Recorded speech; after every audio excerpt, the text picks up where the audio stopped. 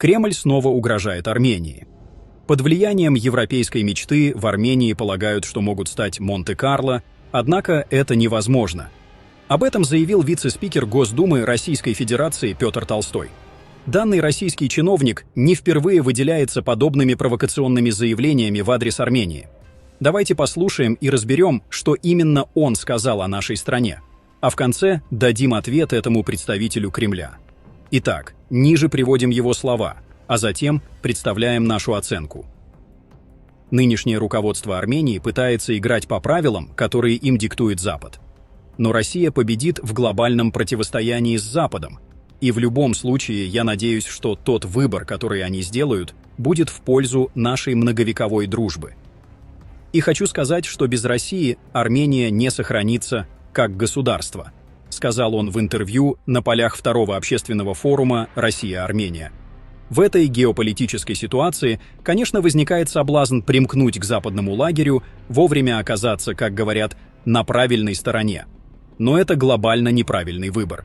Исторически Россия никогда не навязывала жестких правил и догм народам, входящим в ее состав, или являющимся ее союзниками.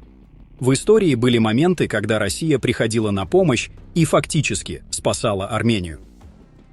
Наш ответ Петру Толстому. Петр Толстой, вице-спикер Госдумы России, решил нас поучить, как нам жить, и снова угрожает. Мол, без России Армения не сохранится как государство. Интересно, это что, прямое предупреждение, что Москва добьет Армению, если мы выберем другой путь? Толстой говорит про многовековую дружбу, но забывает, что дружба бывает равноправной, а не построенной на угрозах и унижениях. Вы, господин Толстой, не другу советуете, а пытаетесь диктовать условия независимому государству, превращая его в игрушку для вашего Кремля. Вы, конечно, можете рассказывать сказки про то, как Россия спасала Армению. Но напомню, это та самая Россия, которая: первое. Принудила Армению отказаться от ассоциации с Европой и загнала в нищую ЕАЭС. Второе. Сдала Арцах в 2020 году, подписав соглашение, которое полностью развязывало руки Азербайджану. Третье. Закрывает глаза на захват наших территорий, а потом заявляет, что это не агрессия. И после всего этого вы говорите, что без России нас не будет? Да Россия сама последовательно уничтожает нас. И руками Эрдогана, и через поддержку Азербайджана. Никто не хочет быть Монте-Карло. Толстой еще насмешку бросает. Мол, Армения хочет стать Монте-Карло. Зачем передергивать? Армяне хотят нормальной жизни, а не нищеты и зависимости. А то, что вы так уничижительно говорите о мечтах армян, показывает лишь презрение Кремля к нашему народу. На самом деле Москва прекрасно понимает, что теряет влияние на Армению. Все эти угрозы и заявления Толстого – это истерика. Россия всегда действует по одной схеме – пугает, подкупает и делает ставку на своих марионеток. А что если без России? Толстой пугает нас, что без России Армения исчезнет. А вы не думаете, что Армения с Россией рискует исчезнуть быстрее? Кремль уже превратил нашу страну в разменную монету. Сегодня вы используете нас, чтобы торговаться с Турцией и Азербайджаном, а завтра, может, еще что-нибудь сдадите за свой геополитический интерес. Толстой может продолжать угрожать, но армяне не должны вестись на этот шантаж. Истинная независимость – это путь, где Армения сама выбирает свои приоритеты, а не становится вассалом Кремля.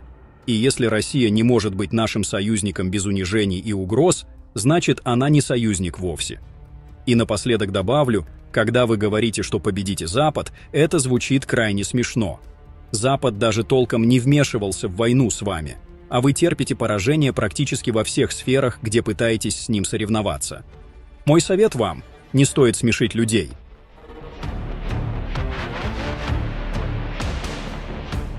Рассматриваем вопрос увеличения числа наших представителей в миссии европейских наблюдателей.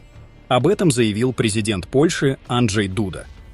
2 недели назад у меня была встреча тет-а-тет с президентом Азербайджана Алиевым, и мы говорили в том числе о вопросах отношений с Арменией. Тогда я сказал президенту, что собираюсь с официальным визитом в Армению и попросил его изложить свою точку зрения на конфликтные вопросы, которые в последнее время здесь решаются. К счастью, мирный процесс решения этих конфликтных вопросов прогрессирует. Это очень сложно. Это многовековые, можно сказать, отношения между азербайджанцами и армянами и вопросы мест проживания людей и различных этнических групп. Но этот мирный процесс движется вперед. Мы также много говорили на эту тему со всеми наиболее важными лидерами здесь, в Армении, с президентом, с премьер-министром, а также со спикером парламента. Это была та тема, которая действительно доминировала здесь, если смотреть с точки зрения местных жителей, наши разговоры. Я также упомянул об этом в контексте того, что здесь присутствует миссия Евросоюза, у которой есть задача стабилизации, у которой есть задача добиваться согласия между сторонами этого конфликта и одновременно наблюдать за тем, что происходит в этой конфликтной зоне, в пограничной и приграничной зоне. У меня была также встреча с нашими представителями, которые участвуют в миссии Евросоюза в Армении. Я говорил с ними о ситуации, о том, как это происходит. Мы также были на местах, где я встретился с главой всей европейской миссии, наблюдателей господином Маркусом Риттером. Главным польским представителем в рамках этой миссии является польский дипломат господин Марек Куберский. Он также участвовал в нашей встрече в полевых условиях, недалеко от границы. Там мне показали, как выглядит ситуация, как распределяются пограничные посты, точнее говоря, пограничные укрепления отдельных государств, пограничных служб и войск. Ситуация там на самом деле достаточно напряженная, особенно если учесть количество новых укреплений, построенных за последнее время. В общем, это очень сложные вопросы. Миссия выполняет эту задачу на протяжении 1000 километров армяно-азербайджанской границы, поэтому это, можно сказать, нелегкая, огромная задача, которую выполняют более 100 человек, входящих в состав этой миссии. Они пытаются поддерживать постоянный контроль над этими территориями, и можно сказать, что миссия приносит определенные успехи, например, в успокоении ситуации. Потому что из сравнения того, что происходило до прибытия миссии, или в момент прибытия миссии, и того, что мы имеем сейчас, ясно следует, что во многих местах, где мы имели дело с постоянными обстрелами, в первую очередь обстрелами инфраструктуры для ее разрушения, эти обстрелы прекратились из-за постоянного прибытия в эти места представителей ЕС. Так что хотя бы с этой точки зрения можно сказать, что миссия удалась. Мы участвуем в этой миссии и рассматриваем вопрос о количественном увеличении числа наших представителей в этой миссии. Пишите ваше мнение в комментариях и подписывайтесь на наш канал, чтобы не пропускали самые важные новости.